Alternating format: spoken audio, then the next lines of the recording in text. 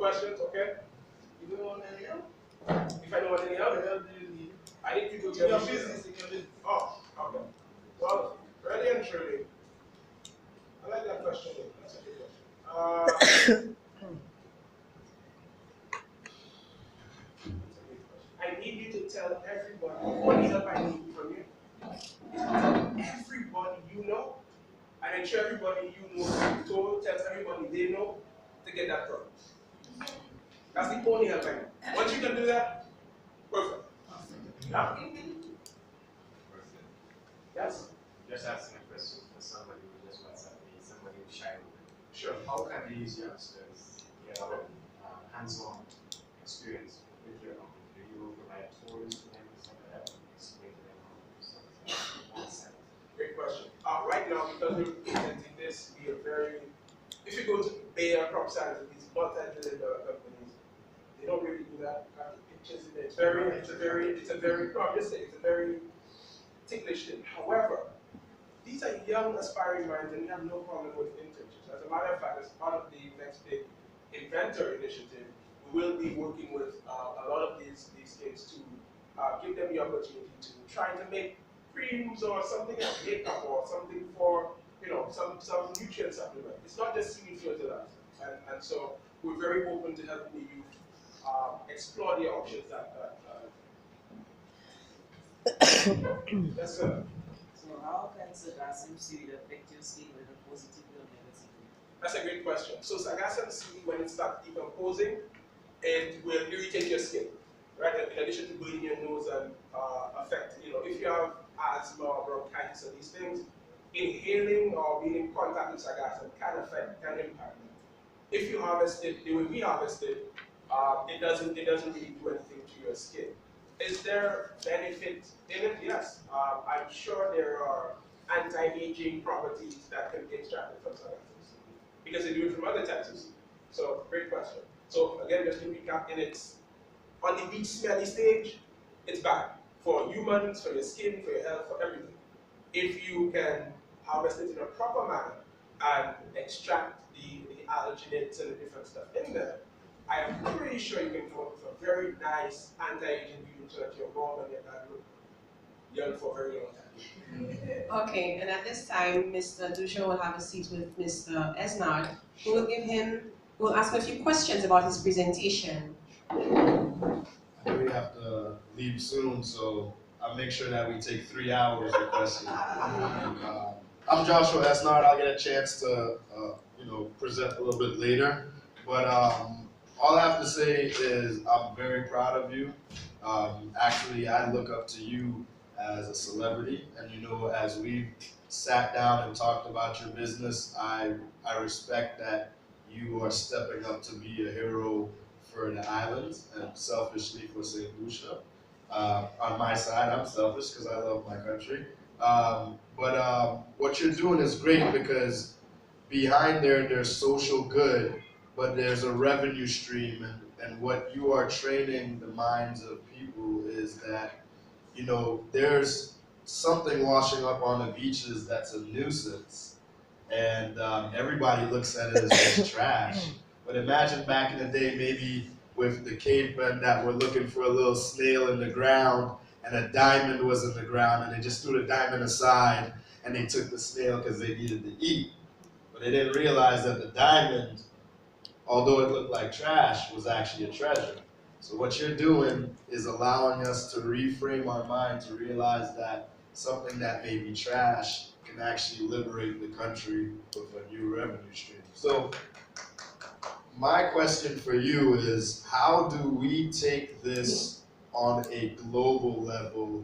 How do we make sure that there are more minds or influencers that are speaking about this social good that has a revenue stream behind it? To be frank, it has a lot to do just with telling a story. Simon Sinek says people don't buy what you do, they buy why you do it. And I think that I can do a better job, of selling the story and selling.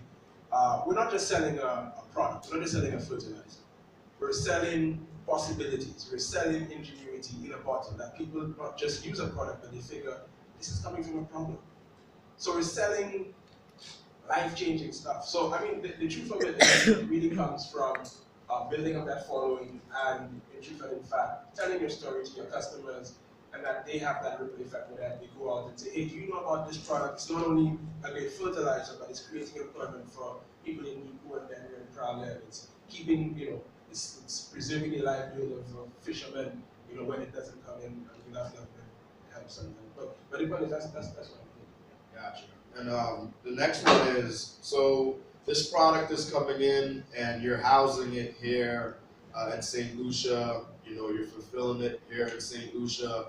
How do you see that you can solve the problem? So let's say that I want to help you get into Walmart, because to tell you the truth, I use your product on my tomato plants in North Carolina, and my stuff grows. It's almost winter in North Carolina, and I have 3 tomato plants growing still, and I'm wondering when they're gonna die, because the roots are so strong from the Algas. That's a good plug right there. Nah, but your product is great. So how do we get this into the Walmarts or the Home Depots? But you're making it here in the Caribbean. Shelf life and things like that, or fulfillment may be an issue for you, right? Right. So our process allows us. And when I say fulfillment, I mean the product is in a warehouse and someone orders the product and it needs to get to the store somehow in time. Without spoiling or without something happening to it. Right. So to answer that, our process allows us to preserve these acid for up to 2 years. Wow. So in terms of shelf life, that's fine. In terms of getting into the Walmart, what we're doing now is just scaling up because it's business is supply and demand. So we've seen from the countries that we export to and the testimonials that we've gotten from people who use the product, that there's definitely demand for it, and we know that that will carry over to some of these bigger box stores like Walmart and Home Depot. What we need to do is to build the supply side. The material is there, but right now, previously, we could have only harvested maybe 20,000, 100,000 pounds. Now we're harvesting 1 million pounds a season. That number is going to go up in 2019, and that's without government assistance. And I keep stressing that because if we want to scale up, we're going to get there anyway. We're not waiting for anybody. But if we want to capitalize on that, we want to speed up what's happening, investment is always necessary from government and grant agencies that we're speaking to and other facets. It's for us to realize, yes, it's a problem, but it's a problem that if you throw money at it, you're going to get money back. Right? So my last question is on that. Can you promise me from today that us as a country, we will own our problem and solve our problem and keep it within a revenue stream as a problem that St. Lucians fixed and it helps St. Lucians, and we won't give this away to China or Europe that will come in here with their big boats, take it and license it for their own self and not give it back to our nation. Will you tentatively promise me this? I will be like a politician and say, it's my intention for that not to happen. It's my intention for that not to happen. But I believe that even beyond that, it's a matter of whether that does happen or not. I'm still St. Lucian, and I want, and I was just saying that to Mr. Justin, I want to, and I love what you do, be able to give back to these young men. Whether we license it, whether we sell it off to China or whoever, I want when a young kid like this young man says, boy, I want to own a chain of hotels. This other kid says, I make coconut milk, coconut cream, and these things. These things inspire me, and I want to be able to give back and invest in them because the banks don't care. Some of the powers that, not all of them, but some of the powers that we don't care, and you need that support ecosystem, which is exactly what you do. So it's my intention for that not to happen. But let's see what happens. But just know it's my intention to keep it St. Lucia and keep the impact in St. Lucia so that we can see some benefit. I'm tired of science fairs, and one of these kids came up with an electric car just in December, fully electric. What are we doing with that? If Elon Musk, if this child was in the US and he came up with this, he would be competing with Tesla and getting government, funding and investment. What are we doing to our young people? We're killing them. We're killing their creativity. We're sending them into jobs that they don't like. they have to be a lawyer or a doctor, as you were saying last night, because that's what their mom and dad want them to do. But what about the brilliant ideas that we need to create that platform? You have done it. We've started with the next big inventor, and we need to continue to do that until those who are not doing anything have no choice but to jump in. Excellent. Well, I look forward to continue working with you, especially with the next big inventor. And as the community said, anything that I can help to further this social mission, I will. And I know the rest of the community is excited to get it off the beaches and turn it into a revenue stream. So I thank you for coming in today.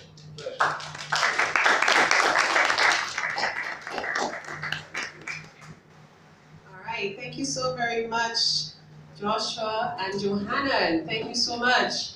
And thank you for your questions. I hope you learned a lot from this presentation. All your questions were answered. And of course, if you have any further questions for Johanna, you can always pass that on to our team and we'll ensure that they get that. Now, right now, I would like to just say thank you to a few persons. Of course, you see this individual sitting at the front here. His name, as I said, well, as he said earlier, was Joshua Esnard. And does anybody know who this person is? Yes? The creator of the Cut Buddy. The creator of the Cut Buddy, all right. Have you guys ever seen the Cut Buddy? No? Yes. What does it look like? I remember you said something about it. What did you say it looked like? A contraption. A contraption. And I remember when I spoke with you guys at the school, I gave you a little history about how Joshua started and why he started it. And you guys also gave me an idea as to why you are doing what you do and why you're interested in participating and why you would like to be here. So you are in the right place, you have the support system, and you will continue to get that support system as long as we are around by God's grace. And I would just like to say that our next presenter, he's a bit unconventional in terms of what you look at as an entrepreneur because his genre is music. Now when you think of music, what do you think about? And I know you love music, so when you think about music in terms of a business, what do you think about? Can anybody tell me? Music as a business. Anyone? Yes. Yeah, hold that for me. Support is for a while. I look at it as something like somebody who has very good views and travels He's over doing the it, place so it's to fine. people and Nice. Somebody who has record deals. Okay, anybody else? How do you turn music into a business?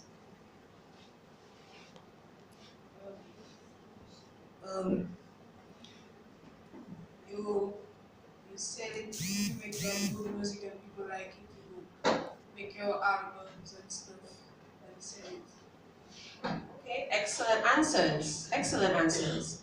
Now, do you know that if you were to start a business as a musician, the first thing you need to develop is not the name, right? It's not the design of your label, but it is yourself, right? You have to first train yourself. You have to first research what is out there. What are people listening to? I mean, you could love music as much as you want, but if you put out something that nobody's listening to, who's going to buy it? Right? What is the most popular music right now? Who can tell me? Pop music. Give me an example of a pop star. Anybody? What's that? NBA Youngboy? Well, I don't know who that is. I'm sorry. I'm not from that generation. I'm sorry. Yes. Wow, that's a lot of X's. Anybody else? Who's popular in music these days? Kodak Black. Wow. 6ix9ine. My goodness, where am I living? I don't know any of these people. Wow. I don't know any of these people. You guys need to tell me who those people. I need to hit Google up tonight. Wow. Okay, so think about these people. When they started, when they said that they wanted to start this business, do you think that they said, hey, I love writing, I love singing, let me just go and sing and I'll make money? Does it happen that way? What do you think? Do you think it takes a process? Yes. Hard work? Yes. Hard work, right? A lot of musicians don't even make it as far as people listening to it on the radio. But we have a young man who has a vision, and he's using music to create this vision. And this man is Mr. Samuel Lubin, and he will tell you a bit about his company, KL Productions.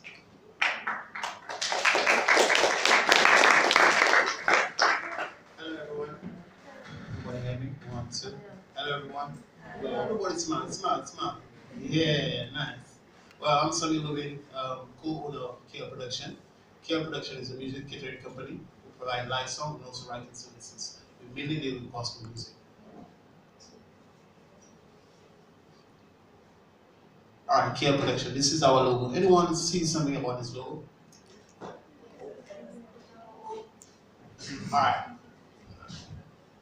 Alright, this logo is unique. It has a play button, can you see? A play button, a stop button, a rewind button. It has a speaker as well.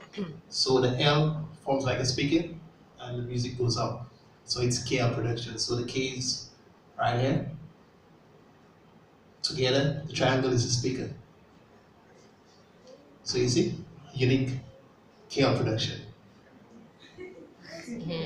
Our vision, to be the Caribbean music source to this company. Mission, reaching out, saving souls. Our aim, to offer the best music experience to all our valued customers, to assist in developing young people in the field of music, giving back the gift of music to our community. Our target market is wedding companies, school, businesses, and others. KL Production got the first loan by targeting schools. What we did, went to different secondary schools, got the principals to sign for us saying that they will let us play at the graduations or sports events and enable us for us to got our first loan on the credit union. So we did that to start off.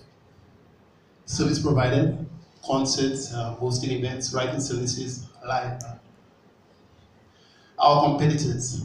None of our competitors provide live songs such as the likes of the saxophone, which give us 100 market share. Most DJs don't have live band, they don't have equipment. They can always play scratch, but they come with equipment like saxophone, trumpets, you name it. We also do DJ services. Keep it, NB you can see right there, we keep the music very clean. Because we come from a church background, I'm a Church of God, and what we do, we promote gospel music.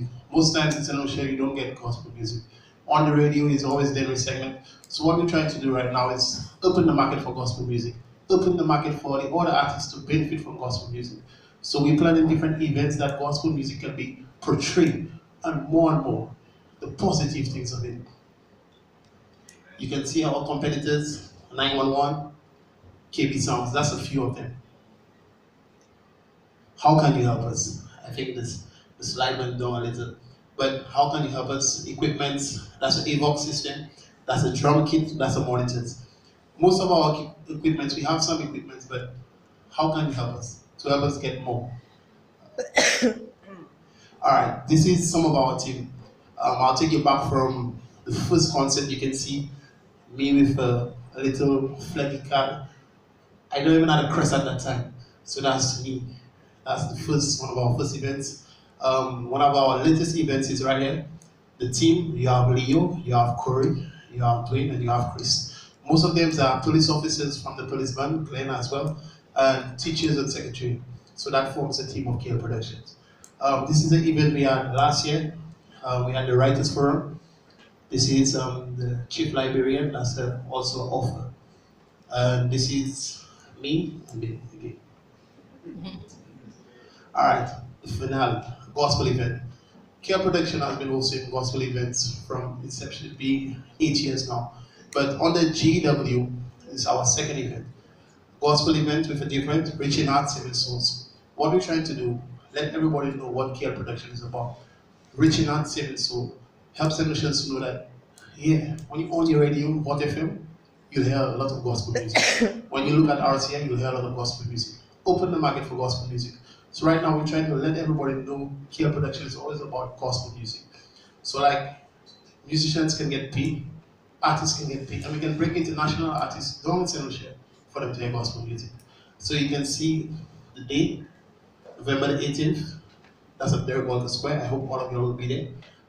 Different artists, that's Fellowship Choral, Vertical Bass, Total Praise, Aaron Stone, AJ, and lots more. Ignite on Friday. So it's on Sunday, which is this Sunday coming. I'm inviting all of you to be there. Also, I have my sacks at the back, so if anything later, I may play something. Thank you. Thank you very much, Samuel, for that presentation. And now, Samuel will have a sit down with Joshua so that he can ask a few questions about his unique business. Well, congratulations on launching and being successful with a music business. As we may not or do know, is music is probably one of the hardest industries to crack. In my previous life, I managed musicians and songwriters and producers. We did have some success, but a lot of people end up dropping out and giving up. I guess my first question is, there's a long line of people trying to get into a building, right? These are the artists and the musicians who are trying to get into that building where they get the big exposure or that big record. What are some ways that you think as an artist and some of the skills that you have that you could actually go in through the back door of the building and actually get some kind of recognition, and then maybe you can offer them the rest of your services? Well, right now we're starting with free shows, so hosting this free gospel event, people will know about care production and what we bring to the table. Having the artists work on the skill as well. So, like next year, hopefully, Pigeon Island, all artists will be able to get paid. St. Lucians will know more about gospel music, and the market will be opening. You know, promoting artists, example, different songwriters in St. Lucia, so they can showcase their talent, showcase their skill to execute gospel music in St. Lucia. Great. So we just promoting it, and we can pass through the back door. So go through the process of, what's the difficult part of being an artist? And what's the most respected part of being an artist to you? It's not the stardom or the fame as the artist. Is it more the production and the songwriting? What would you rather be celebrated as? A songwriter and a producer, or being that main artist on the main stage? For me, it's songwriter and producer. I like to see young people go forward. Example, I'll easily give somebody a song to sing, and I'll be at the background saying, yeah, that's my song. So I prefer letting young people sing my music, like example, different groups, give them my song and let them produce it. Yes. So many people actually don't know that when you're that big artist like Post Malone or NBA or Kodak Black or Tekashi 6ix9ine, everybody thinks that they're the one that's making a lot of money. You always hear Tekashi 6ix9ine yelling out his group that he runs with. He has a guy named Shotty. That's the guy that's making the money. It's the manager, the producer, the songwriter. Those are the guys that are getting the royalties and the big credits. Actually, the artists, if you see after many years, they end up using their advance and they end up, losing all their money, and that's where they end up getting in trouble with crime or going to jail or being in trouble. But the smart ones open businesses and diversify. So you don't always have to be that big guy on stage. And as he said, he's willing to be the songwriter or the producer who actually ends up making more money at the end of the day. And that's the back door. You get recognized for writing your music or producing your music, and then maybe in the future they say, you know what, we want to make you that main artist. P. Diddy was a producer before. I don't know, older people go by Puff Daddy. I don't know if it's P. Diddy now or Brother Love or whatever name he goes by. But many of these artists, even Neo, I don't know if that's before your time, he was a songwriter and producer. All of the songs that you see out here, from Justin Bieber to any of these guys that are singing, they are usually never written by that actual artist. And maybe you want to go in more about that process. How does an artist, someone who wants to be an artist, hook up with someone like yourself? It's easy. Care Production, you can link me anytime. My Facebook, Care SANUL Productions.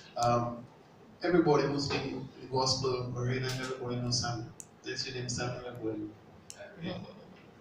And I just want to commend you for going into an industry that has waves that come at you, and the risk is very heavy, and also being grounded and representing the gospel industry.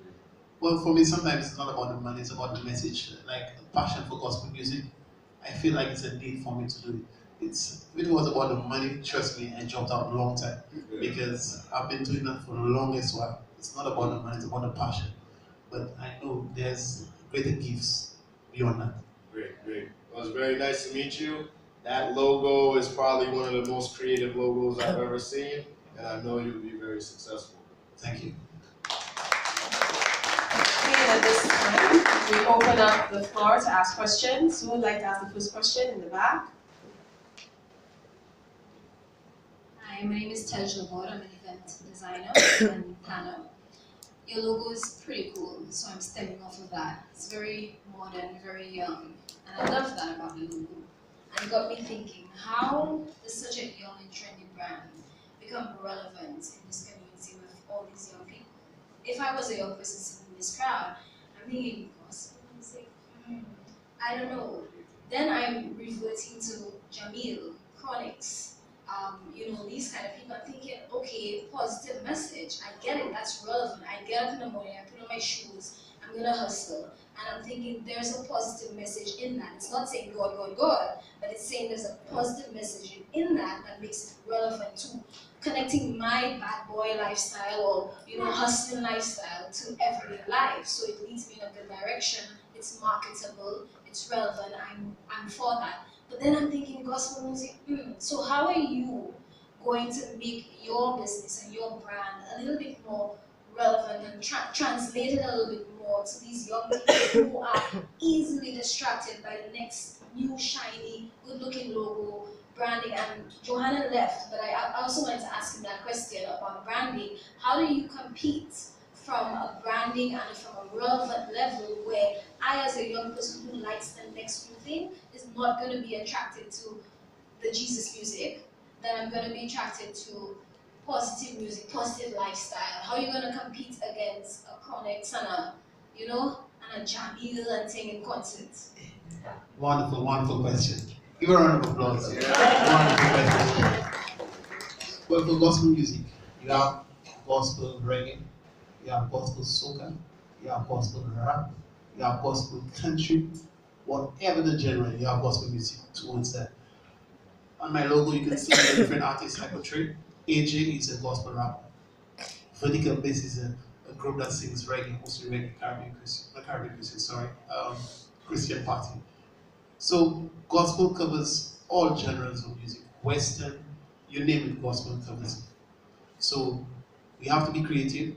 First of all, we have to work hard and push towards the mark. In a different to entertain the young people, example. Children more like the kids more likely to rap. Imagine they name some artists. I don't know the artists at all. I don't know the artists at all. I thought I was going to have more daily segment, but be honest, not the daily segment. I can say the honest, not the daily segment. But yes, they have different genre of music. So you have country and gospel, rap, gospel, you name it. Different genres of gospel music. We just have to work hard at it and be creative at the same time. I just wanted to ask you, are you concentrating on a specific target audience for your music? Because I know that young people are easily led, whether it be good or bad. I was thinking whether it would be prudent to target a specific audience. I know you said young people, but we have different young people who may have an interest in gospel.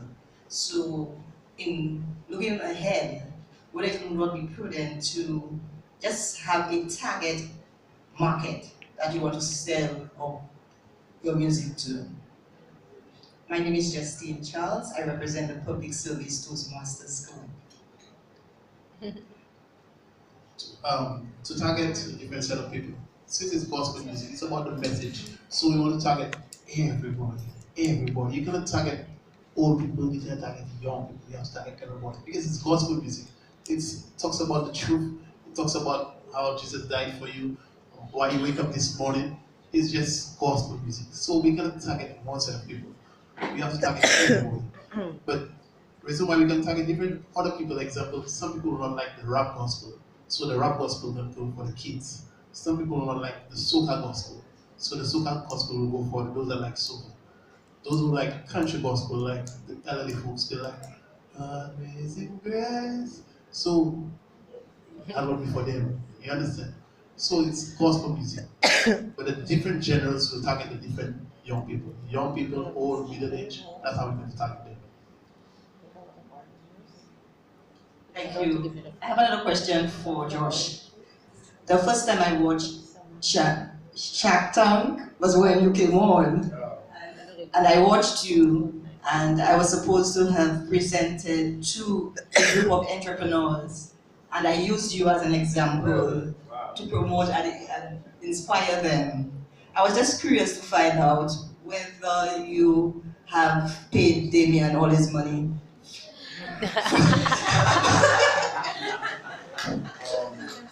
I mean, I'm gonna get a time to actually present. It's only been a year, but I'm paying him back a lot of money very quickly, especially through some of the deals we've done with Walmart and some licensing deals. So he's happy. Let's just put it that way. You won't find me in a river dead somewhere. I'm just joking, but yeah, it's been a very positive relationship, and he's getting royalty checks often.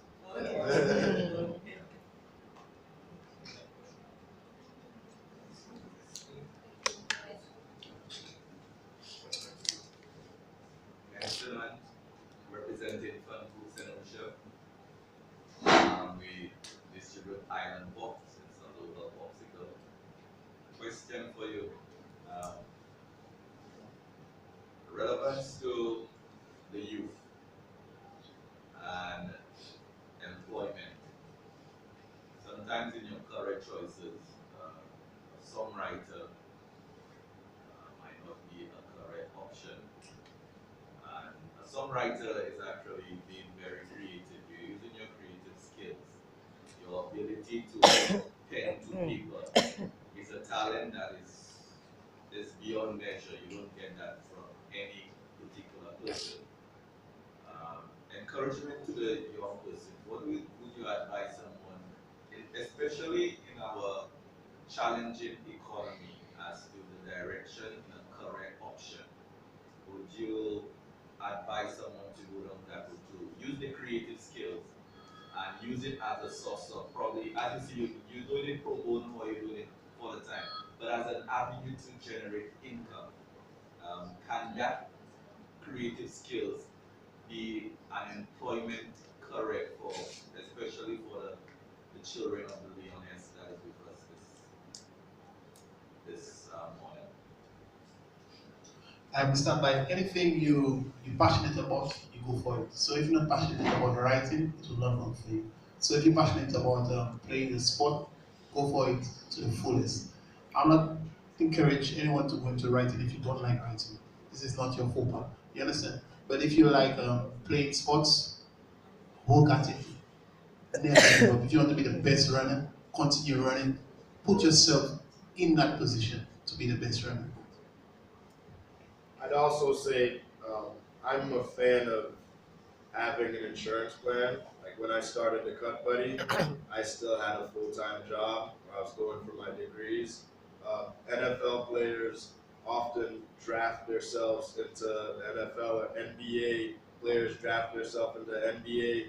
They get hurt, they lose that contract, and they have no degree to fall back on.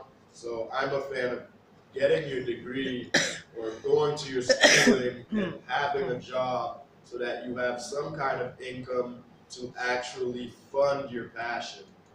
So if you're not making income for your passion, then you can't get new equipment, or you can't really afford the things to actually invest in yourself besides time and skill.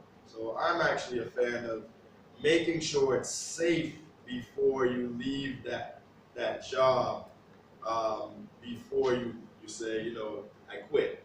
So I still had my job 3 months into the Cut Buddy, and when we went viral, I knew that I saved up 6 months of wages, and that's when I left.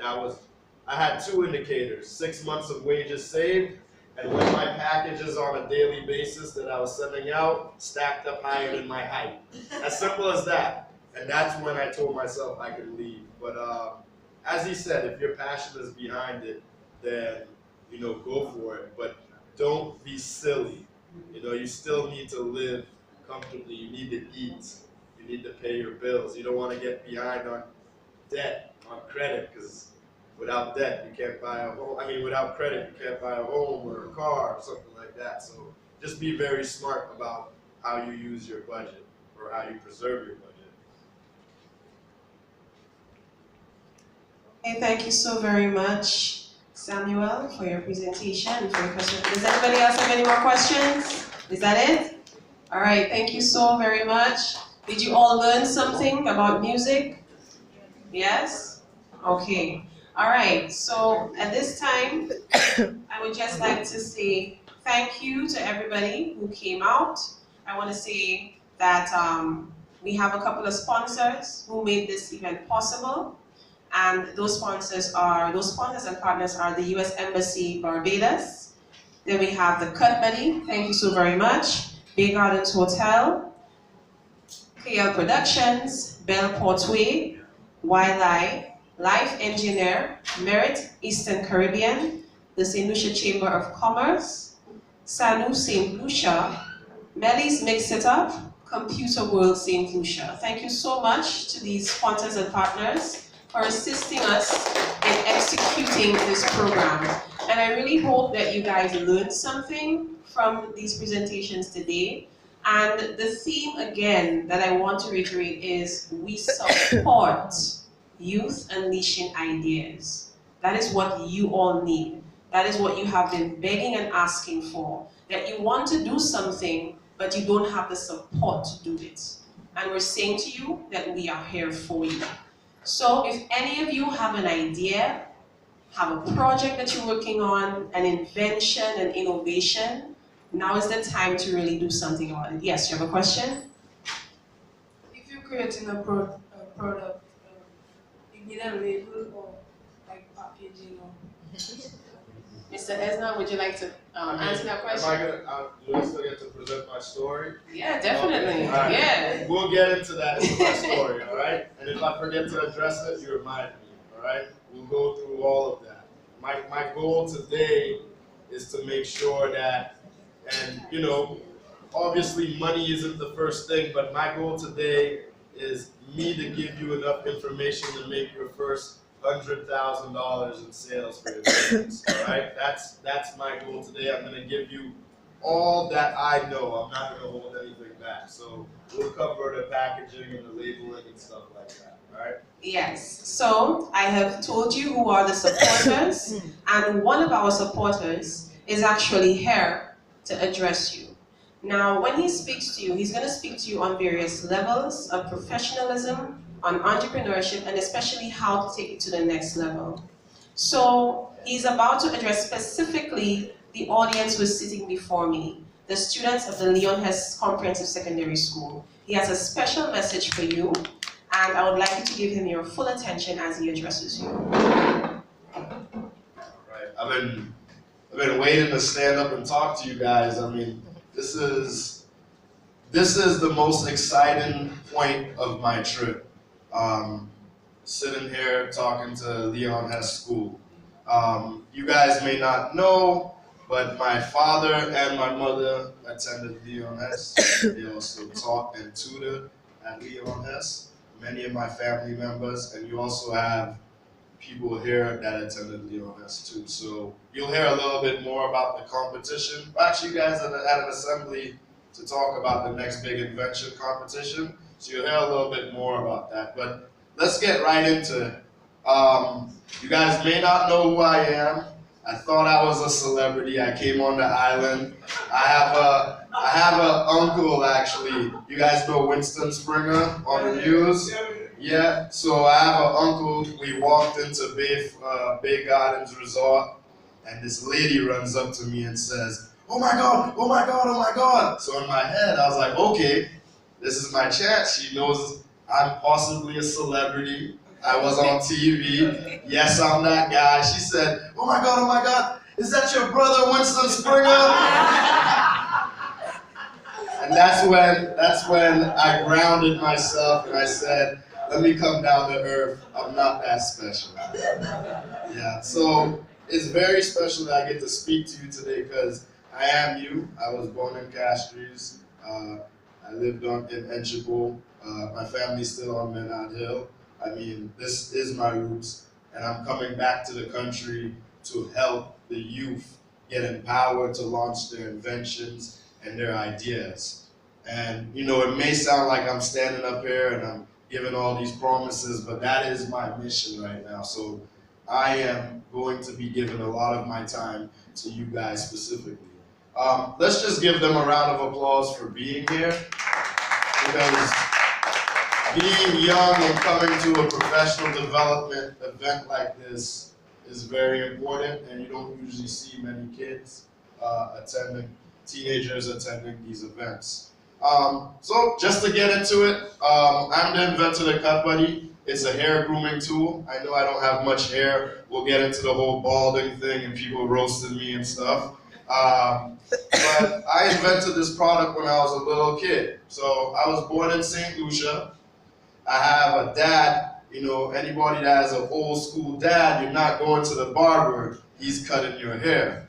My dad used to cut my hair, he used to just give me a combo, just cut it flat, just ugly haircut. So he kept cutting my hair, cutting my hair, cutting my hair, and I got sick of it. I got to the age of 13, where you know you want to go on that first date with a girl, you know, the girls are noticing you, the new clothes and name brands are coming out, you want to be the Tekashi 6ix9ine or the Kodak Black or whoever's popular out there. You want to come to school with the new style. So I couldn't have my dad cutting my hair, all right? So I wanted to cut my own hair because he wasn't going to pay for a barber, and the barber was very far away. I couldn't drive there. I was only 13 years old, all right? So I started cutting my own hair. 13 years old. Is anybody 13 in here? All right. If y'all took a clipper and tried to cut your own hair perfectly, how well do you think it would come out? Yeah, it might be a nightmare. Well, for me, it was a terrible nightmare. I had bald spots in my head, pushing my hairline back. I kind of looked like a spotted cheetah a little bit, you know? But I was learning. I was trying to learn how to cut my hair. And what I want to do in this presentation is I want to highlight key notes of my development as an inventor and how I mistakenly got myself to this successful area, all right? So what happened here is I had a problem, right? My dad was trying to cut my hair. I didn't want him to cut my hair, and I wanted to have all the cool styles, but I kept messing up my hair, right? So there was a problem. You guys as inventors for the future, you have to identify a problem in your household. It may be something that you're questioning. You said, why does all that stuff wash up on the beach and smell like doo-doo and people can't go to the hotel? Or why, can't I get my phone to stay in my hand properly without it falling out or hurting my thumb? Or asking just, does anybody have daily problems? Why can't I get to school on time because this bus takes the wrong route or something? Does anyone have daily problems in their house where they say why or how come or what? You ever ask yourself those types of questions? Well, you know what? Every time you start a sentence with why or what or how come, what I want to challenge you to do is take that exact notebook that many of you have, because that's what I have at home.